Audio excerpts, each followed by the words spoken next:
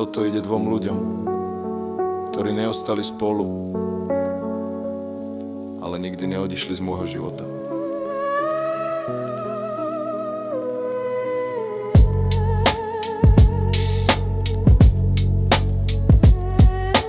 Mama, pamätám si, keď sa svet rozpadol na dve časti. Mal som 15 a nechápal, prečo ste sa rozišli. Vidím ťa silnú, aj keď si bola zlomená. Na plecach deti starosti, nocami nevyspatá. Nikdy si sa nesťažovala, aj keď si mala dôvod. Radšej si nás objala a povedala, že to zvládneme spolu. Učila si ma cítiť, nezatvárať srdce pred bolesťou. Aj keď ticho kričíš, ideš ďalej s odsťou. Dnes už tu nie si mama, ale žiješ vo mne, v mojom srdci, spomienkách, v každom kroku, v každom sne. Ďakujem za trpezlivosť, za každý obyčajný deň, za to, že si tu bola, keď som strácal smer. Za lásku, čo netlačí, len stojí a čaká. Mama, v mojom živote máš miesto, ktoré nič nenahradí.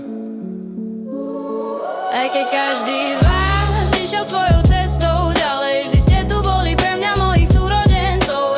Rodina nie je o tom, kto s kým ostal stáť, ale kto sa vie vrátiť, keď má druhý padnúť kam. Otec, ďakujem za veci, čo sa slovami neučia. Postaviť si dom, zasadiť strom, o rodinu sa starať, to sú činy, nie frázy. Vždy si tu bol, keď nastal problém, mal si radu a pokoje, keď som ju pochopil až neskôr v čase. Učil si ma stáť rovno, keď fúka proti mne vietor, že chlap nemá utekať, ale nie zodpovednosť za smer. Možno sme si veľa vecí nepovedali hneď, no dnes viem, že si tu bol presne tak, ako si vedel byť. Ďakujem za trpezlivosť, keď som skúšal hranice, za to, že si zostal otcom, aj keď sa menili kulisy. Nedokonalý, ale skutočný, a práve tým si ma naučil byť lepším človekom. Aj keď každý z vás išiel svojou cestou ďalej, vždy ste tu boli pre mňa, mojich súrodencov. Hej, rozvod nerozbil to, čo malo hodnotu, lebo láska k deťom nemá podmienku.